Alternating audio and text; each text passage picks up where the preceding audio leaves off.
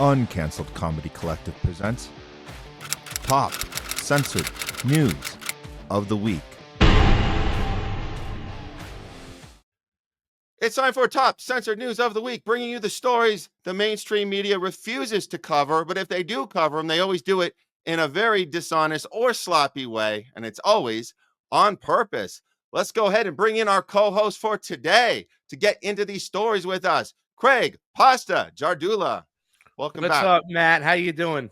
Let's get into the top censored news. This is the news the mainstream media refuses to cover, but we're going to cover it. Let's start with coming in at number 3. Trump heightens inauguration security after Netanyahu cancels his appearance.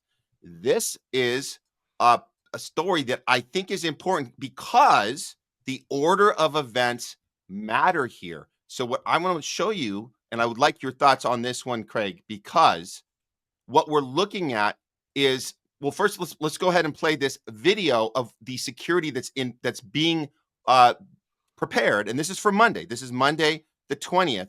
This is the kind of preparation they are doing right now. Let's play that right here. Here we go. What's different is we are in a higher threat environment. What is the difference in comparison to the last inauguration or previous inauguration? Last inauguration? Yeah. I would say we have a slightly more robust security plan. We've been planning for this event for 12 months, along with our partners. It's an ever-changing threat environment, and so we stay flexible. If we see that, hey, we need to shore this particular checkpoint up, we do that. So what's different? We've learned. This is our 5th NSSE this year in the Washington field office. We've done 83 NSSEs. Each one we take a look at, and if there's areas where we need to improve, we do it.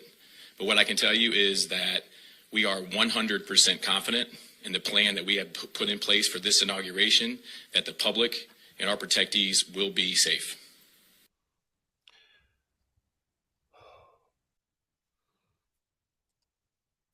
Okay, so that sounds kind of normal, kind of what we have generally. And I know that you could say, okay, that's okay, whatever. They're just doing that because you kind of want to do that. But here's the problem is we got to look at the timeline here, Craig. This is the part that stuck out to me.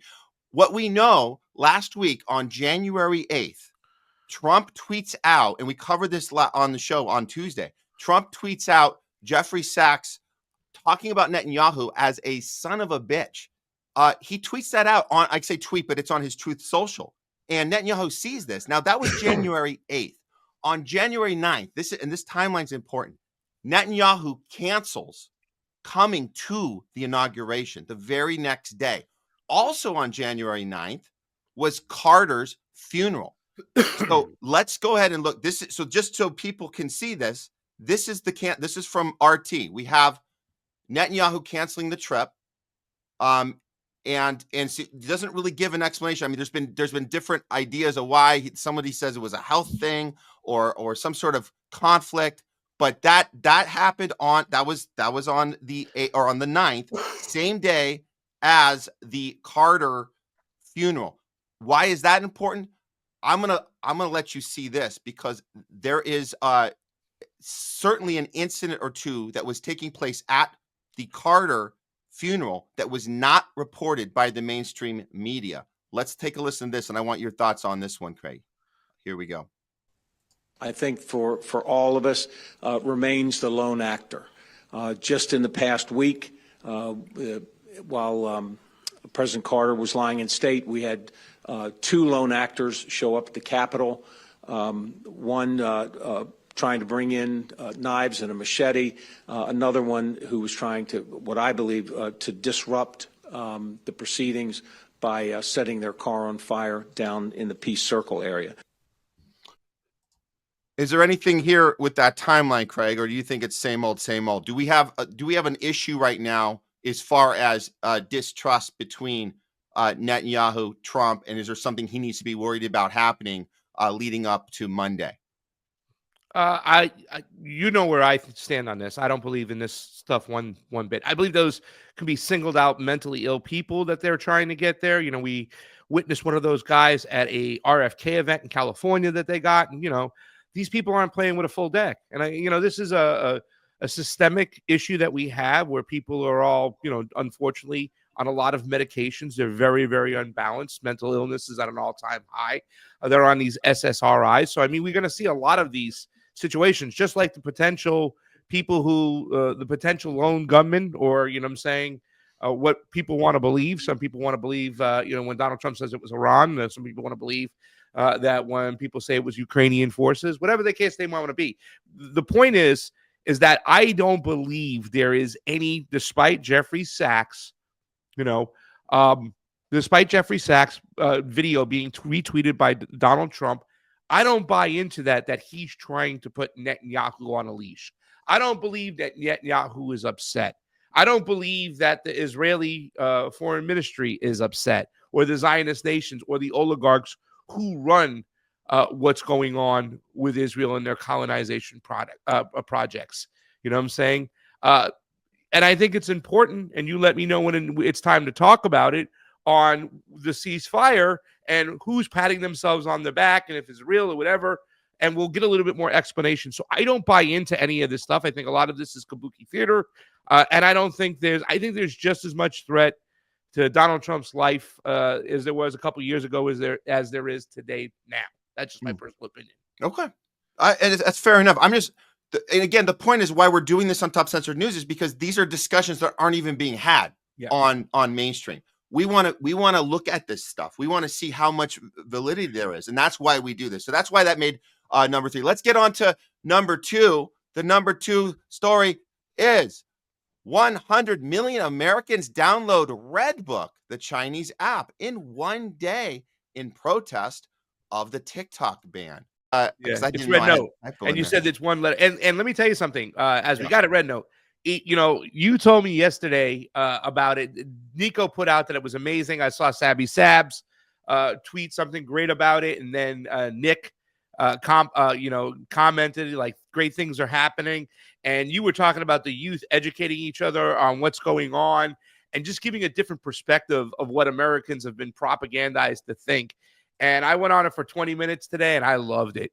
I'm like, this is amazing. They're not going to let this thing go for too long because they're normalizing things, right? Now, I know the conspiracy theorists are going to say they're normalizing an authoritarian government over there in China, so Americans go into it and get on the We app, and that's it.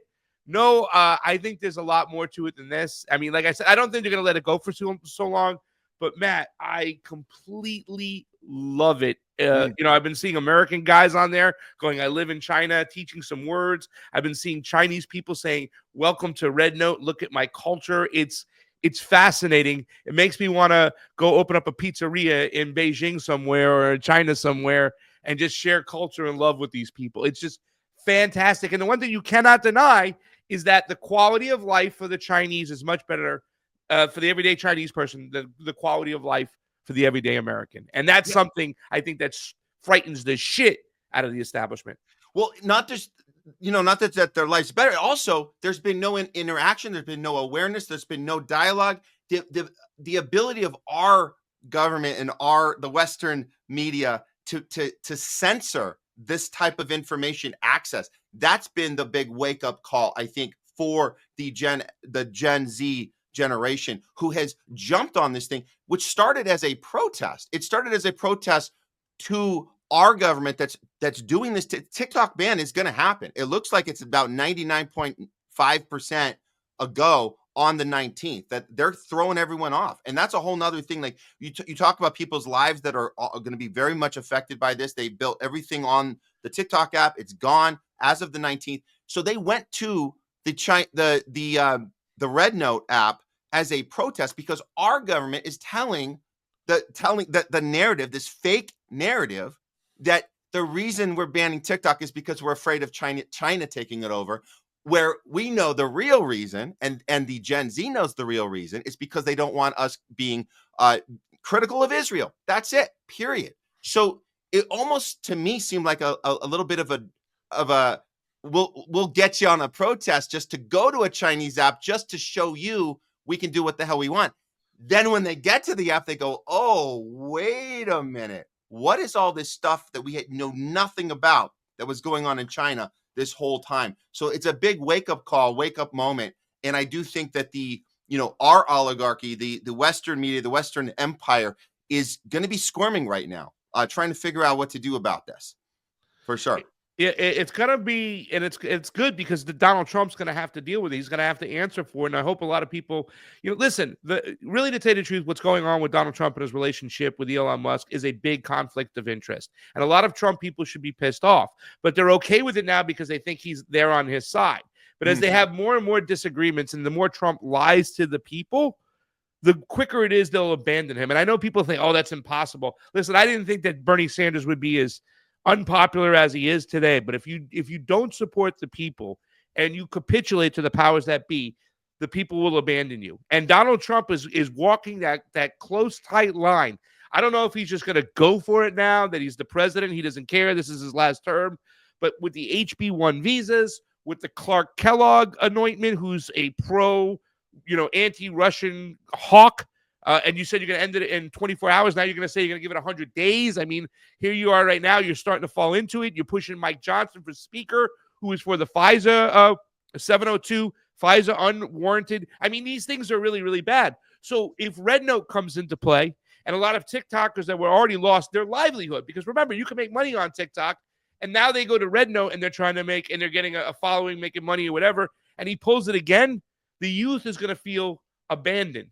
Right? You know what I'm saying? And that's where they're going to try and sell the Democrat, the synthetic left again. They're going to come around and say, I would have never. Watch how many of these Democrats, at the end of the day, will be pushing back against this. The whole squad, people who have been all about deplatforming and getting rid of misinformation, they're going to now jump on that wagon and play on your emotions. And it's going to be it's going to be a tough job for us to make sure that we explain that everybody's full of shit. Right?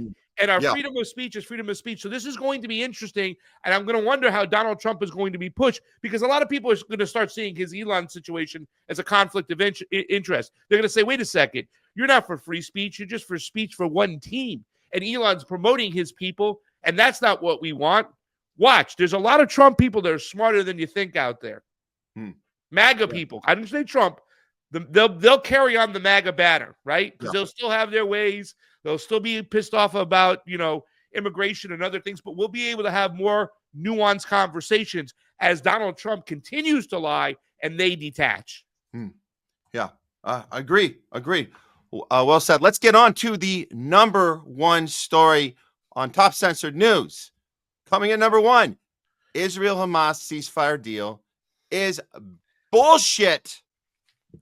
It's not real, guys. It's called fake news. That's what it's called. And we're going to show you guys this. And we'll probably get a little bit more into it later when we bring Don DeBar on as well, because we really want to look at this closely. But let's start with this. Matt, you guys how come you don't have that my cousin Vinny clip where he goes, everything that guy just said is bullshit? You need to get that. I love that. That's good. Yeah, sorry to interrupt. Go ahead, buddy. No worries. Okay, so let's go ahead and start with this one. This is Trump. What we saw was this. The Trump envoy was the one who swayed Netanyahu more in one meeting than Biden did all year. So the envoy, his name is Witkoff. So this was last Friday evening.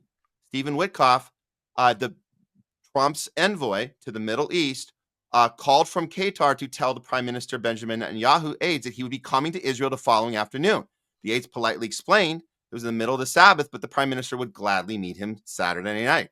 Ooh, look, I love the drama in this story. All right, so Witkoff's blunt reaction took them by surprise. He explained to them in salty English that Shabbat was of no interest to him. His message was loud and clear. So this is very forceful storytelling here that he came in there. Unusual departure from office practice. The Prime Minister showed up in his office for an official meeting, who then returned. Let me see the rest of that one. We got to take that. Okay. The official meeting with Witkoff, who then returned to Qatar to sell the deal. Now, here's where things get, because there's more to it. That's okay. So that was put out there. We saw that. Then, of course, Biden goes and does a PR moment. We have a couple days left of his presidency, and I guess it feels he felt like this was the time to take full credit for this deal. Here's what Biden has to say about this deal. Secretary of State, let's listen. Good afternoon. It's a very good afternoon, because at long last, I can announce a ceasefire and a hostage deal has been reached between Israel and Hamas. Who takes credit for this, Mr. President, you or Trump? Is that a joke? Oh, thank you.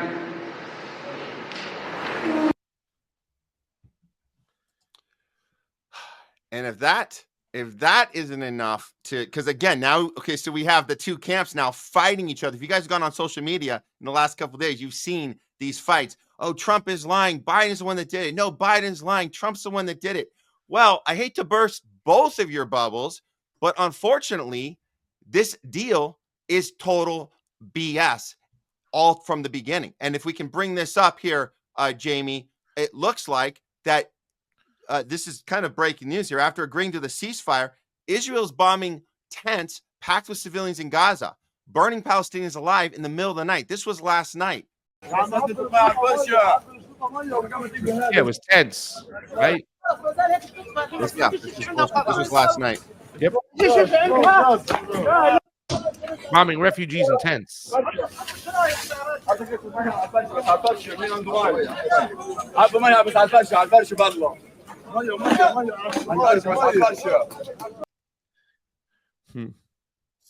it's going to take a while, Matt. That's phase one. now, of course, there's people pushing back saying, well, the deal doesn't go through until Sunday. Yeah. Okay. So they can just go and do that. Fine. That's fine. But listen, guys, it's worse than that. It's worse than that. This is what we saw here from Hotspot. This deal wasn't even that good because he would retroactively break the Gaza ceasefire and restart the war after signing the deal. This was this little wink behind the scenes that happened with this envoy that they were reporting was this very strong, just forceful deal that he forced Netanyahu to do. Trump also offered a gift bag of benefits, such as lifting sanctions on Israel's Pegasus spyware, as well as IDF soldiers accused of war crime. It gets worse. According to Al Jazeera English, Israel's Prime Minister Benjamin Netanyahu has said his cabinet will not meet as scheduled to approve the Gaza ceasefire deal, blaming Hamas for causing a last-minute crisis. Yeah. And then, of course, I tweeted out, I got to get this one in here because this one, I had to get this up here. Anyone following the illegal occupation and genocide of the Palestinian people, plus all the broken ceasefire deals by Israel thus far, could have predicted this was going to happen next. Shaking my head. Yeah. Matt, in that tweet, I think you hit it perfectly. How many ceasefires have they broken? They break every single ceasefire. So we shouldn't call it a ceasefire. They haven't held a ceasefire since 1946. They pause. It's a pause, and then they go back to terrorizing the Palestinians. So, it's never been a ceasefire. And here's something else, too. And I was dying to say this on WBAI yesterday, but I didn't because I didn't want to piss off some of the Democratic brass over there, but I talked about them. I bragged when Obama got a ceasefire before his inauguration, right? I was like, yeah, look at that. There he is. Hope and change already happening. Already a ceasefire with the Israelis. Watch what Obama does. And it's just the same play script over and over and over again. It's not a ceasefire when the Israelis cease to fire. Yeah. And like you said, there's also nuggets in that deal. One of those deals is if that Hamas doesn't do X, Y, and Z, right, they can go back to bombing and killing the Palestinians. So the question is, while everybody's, and I think the majority of people are praising Donald Trump, right? I'd say this is about 80% of the people out there, even the Democrats are like, we see leftist, real leftist. No, it's 50-50, Craig. I'm seeing 50-50. I'm seeing this is no way. They couldn't have planned this better to have. I am not seeing 50-50, but that's me. I'm seeing people. I'm seeing this blue no matter Put up a poll right now. You want to pull? Yeah, let's pull it right now. Okay. I'll pull it up. I'll put up a poll on Twitter and we'll check on it later. Okay. All right. But let me I'm telling you, there is a very, very angry voice coming from the blues no matter whose. And what they're saying is how the hell is this piece of crap Hitler that's about to take away our democracy on Monday? How the hell is he going to take credit for something that Biden's been working very patiently on his whole presidency? He's the president. Trump's not even president. Doesn't make any sense. So they are furious right now that Trump would even, they're saying he's a liar. So you got this, was perfectly crafted to put both of these camps, both of these tribes at each other's throats as we're counting down the final days of Biden's presidency. It's genius on their end. I really believe I'm seeing a 50-50 split on here. It reminds me of the election crap all over again, where people unfriend each other and uninvite themselves to family dinners. Okay, you're doing it. You're doing. I'm doing it right now. Okay. So, okay. But I lost my train of thought about why I said though. As I said, most people are giving credit for Donald Trump for the ceasefire. You know, I've seen even leftists, and I'm not talking about Democrat Party. Leftists even giving him credit. Right. Glenn Greenwald, Jimmy Dore, right? You see all these people out there, no matter that Donald Trump did this and that, right? This is good, you know. I mean, and I said, no, this is bullshit. This is the same rhetoric because even Obama did it the same thing. We did the praising of that. It's not a ceasefire. They're not going to hold the terms. This is kabuki theater. But the thing I wanted to get to really quickly is that when people are patting themselves on the back, and even PSL members are doing it. Oh, we did this because we're the ones we got in the streets. The students are like, see what we were able to accomplish and stuff. No, this is directly, in my personal opinion, the right. I put that video in the private chat. Can we play that video real quickly? Because here's the thing. People say that Donald Trump can read the room. Well, if it's Donald Trump reading the room or it's his handlers reading the room, Matt, they understand that Americans, his base, his MAGA base, a lot of them are done with this Israeli thing. You can't be America first if you're Israeli first. Been saying it for quite some time. And by the way, for the people out there going, Pastor Marian Adelson only gave him $100 million. What about in 2016? What about in 2020? Yeah.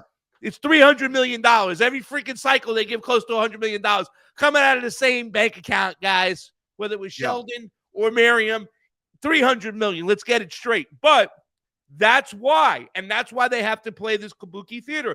And a lot of people are getting duped by it. I mean, I saw a leftist saying he should get a Nobel Peace Prize award, and I wanted to punch him through the phone, right? Some of the Jackson Hinkle stuff is just beyond craziness, right? Like, oh, they won. What did they win? They killed a bunch of Palestinians. They pretty much displaced or murdered half the population, right? And they expanded their territory. It's like somebody saying, you need to stop killing and looting. Well, am I going to be responsible for everybody I killed? No. Can I keep everything I looted? Yes. Okay, I'll stop. I'll pause because you'll allow me to go back to it again. It's never ending. The only real way you'll see a pushback against Israel, Matt, they cut the funding. The funding gets cut. That's the only real move in ceasefire. Like my cousin Vinny said, everything else this guy said is bullshit. Go ahead, buddy. Put it up right now. Everything that guy just said is bullshit. Hey, Craig, before you put that poll up, I was thinking about it because I think that we're kind of saying two things that need to kind of come together. Let's adjust this poll because it's pretty interesting when you think about the manipulation of pitting people against each other because you actually have three camps. You have three camps, so it might be 30-30-30 split here. What's the third camp? Well, you have we sing this from so we've been in the street with the Palestinian protesters, right? We were in Chicago. We were outside the DNC. There are people in that camp that might have at the last second voted for Kamala and Biden because they hated Trump so much, but they just wanted that ceasefire so bad. Now they see it happening, and they're saying Biden came through for us. They actually they're justifying their vote. I'm gonna put pro-Palestinian. Here's what I'm gonna do. I'm gonna put the question is, who do you credit for the ceasefire that Israel won't honor? 1, Trump. 2, Biden. 3, pro-Palestinian protesters, and 4, the MAGA crowd. Because I have a theory, and mine is that it's the MAGA crowd. I think at the end of the day, here we are a few days away from the inauguration where we're going to lose our democracy. We're the worst thing about to happen, yet we're sitting here completely. So many people in this country right now, they're so confused. What I'm telling you right now, this part's important before we move on. I'm seeing right now people who are very well educated, people who have a sensibility. They knew something was been wrong. They knew that they know there's a genocide being taken place. They know that Biden's been funding it. They've kind of stayed out of the conversation. They kind of stayed in line. They saw this ceasefire deal happen, and they're now like celebrating. They're celebrating right now, Craig. I'm telling you, like, and I'm thinking, what are you celebrating? You haven't even been engaged with this. You don't even know what's happening. And I feel kind of like I'm angry at these people, but I also feel bad because I'm like, they don't know how complicated this is. They don't understand that there is nothing to celebrate. And they want to believe that their Democratic Party finally did something right. And I don't understand it, man. I think it sucks. You know what? Here, first of all, two things. Number one, obviously, I think that's the voices that they're amplifying because that's what they want you to think, and they want the country divided. No, Biden versus Trump, Democrat versus Republican. Number two, you are in LA, so yeah, you got that LA stain on you, man. You got that LA. Oh my God! If you vote for the Green Party, you're supporting Donald Trump. Like, yeah.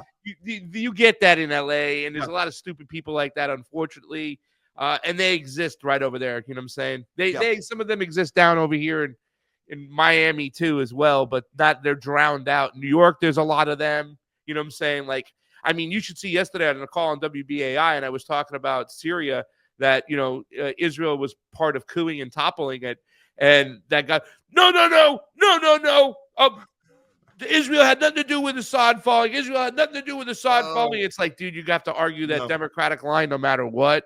Okay. Yeah. You know what I'm saying? So they're there, but we'll see. We have a poll now because I think the majority of people are trying to hand it to Trump.